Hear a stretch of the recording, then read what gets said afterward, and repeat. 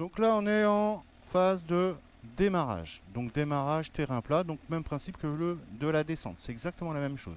Donc je vais commencer par accélérer et ensuite je vais embrayer. Mais je ne vais pas mettre n'importe quelle accélération. Donc je vous ai dit tout à l'heure, mon moteur, normalement, il tourne à 1100 tours minute. Alors là, mon compte-tour, il marche pas très bien. Donc en réalité, je suis bas. Mais en réalité, pour faire un démarrage, il va falloir que je monte cette aiguille-là au niveau du juste sous le 2, vous voyez, il y a un petit trait. Là, je vais le monter en fait à 1500 tours.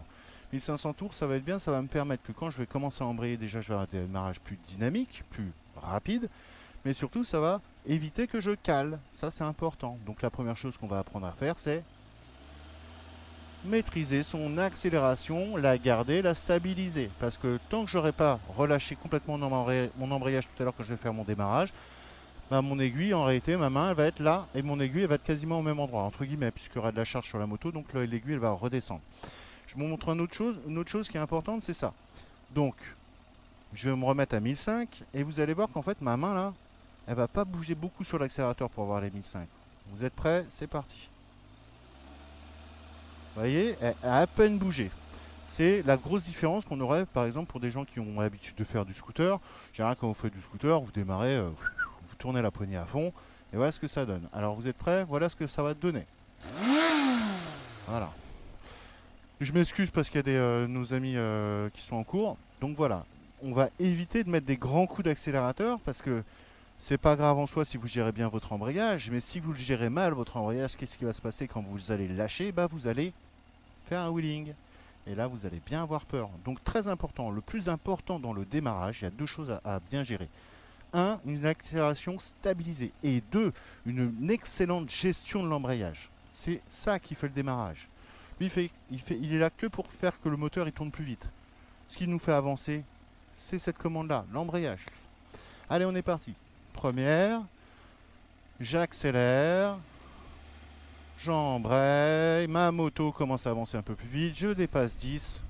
Je n'ai plus besoin de ma main, je peux donc la lâcher. Donc normalement, la main va se refermer ici.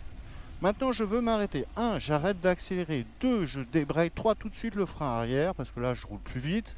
Comme ça, en 4, je n'ai plus qu'à sortir le pied gauche. Alors, sur le frein, c'est pareil. C'est pas la peine d'y aller comme une brute. On y va tranquille. Tranquille, tranquille. Et maintenant, bah, je vais enchaîner. Je vais en refaire un. Bah, maintenant, je vais faire le démarrage au côte, puisque je suis dans la montée. Donc, dans la montée, pareil, même principe. 1, je débraye, donc j'ai la main sur le frein avant, ou alors je peux avoir le pied, mais ben, pour passer la première, ça va être difficile. Donc je vais préférer garder ma main sur le frein. Je vais donc débrayer, première, donc j'appuie sur le sélecteur une fois, tout de suite je replace mon pied, je le colle à la moto, hein, toujours penser à la position, c'est important, coller vos pieds et vos genoux à la moto. Maintenant, quand je vais lâcher mon frein, normalement, puisque je suis débrayé, vous êtes d'accord, la moto elle va reculer. Hop, je fais le test, en effet, elle recule. Donc qu'est-ce qu'il va falloir que je fasse en 1? Que je trouve mon point de patinage, donc ça va être en relation à l'inclinaison de la côte, donc là c'est facile, elle n'est pas très importante, je vous montrerai tout à l'heure à un autre endroit, elle est bien plus importante.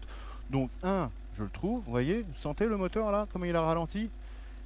Je le refais, et surtout comment elle s'est enfoncée. Voilà. Tac. Donc je le trouve, et une fois que je l'ai trouvé, je peux mettre les deux pieds par terre, je serai encore plus à l'aise, je lâche mon frein, regardez, ma moto elle bouge pas. Et donc un démarrage en côte. Maintenant, je vais mettre de l'accélération. Puisque je suis en côte et pas sur un terrain plat, je vais mettre plus d'accélération que sur un terrain plat. Parce que si j'en mets pas assez, le risque c'est quand même que je cale. Donc là, je vais monter à 2000, ou un petit peu plus, on verra. Je stabilise mon accélération. Une fois que je l'ai, j'embraye doucement. Ma moto avance. Regardez, ma main gauche, elle bouge pas. Et ma moto, elle va de plus en plus vite. J'ai fini mon démarrage et regardez bien ma main, elle n'a pas bougé d'un iota. Rien du tout. Donc l'aiguille elle est plus basse, pourquoi? Parce que la moto elle est en charge.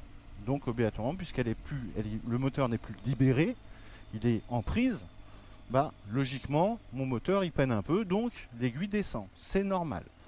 Allez, maintenant je vous refais deux démarrages sans rien dire. Je fais juste top. Top au démarrage, top au moment où ma main se referme sur la poignée gauche. Top. Top. Vous voyez, c'est rapide. Je recommence, je m'arrête.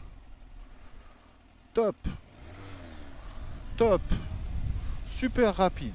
J'ai pas besoin de mettre des gaz en grand, j'ai pas besoin de me faire peur. ça passe tout seul. On peut faire la même chose dans le démarrage en côte. Donc, l'idée, c'est de bien maîtriser sa gestuelle, parce que si vous maîtrisez mal votre gestuelle, qu'est-ce qui va se passer? Vous allez revoir partir, et à chaque fois, vous allez caler. Donc, on prend son temps au début, et ensuite, au fur et à mesure, ça donnera ça. Top, top. Je veux m'arrêter. Débraye, frein, je sors les pieds, moi. Je fais avec le frein avant. Top, top. Je recommence. Top, top. Vous voyez, c'est très rapide un démarrage.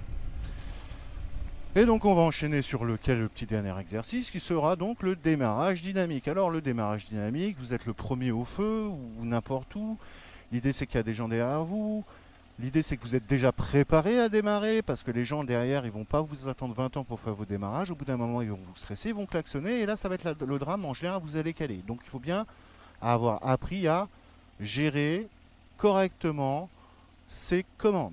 Démarrage dynamique, c'est quoi? C'est en fait, c'est en vue de passer une deuxième rapidement, mais vous serez aussi dépendant de la personne qui sera devant vous au démarrage. Donc si vous avez personne, vous êtes tranquille. Si vous avez quelqu'un devant vous, c'est par rapport à la personne qui est devant vous, vous faites votre démarrage.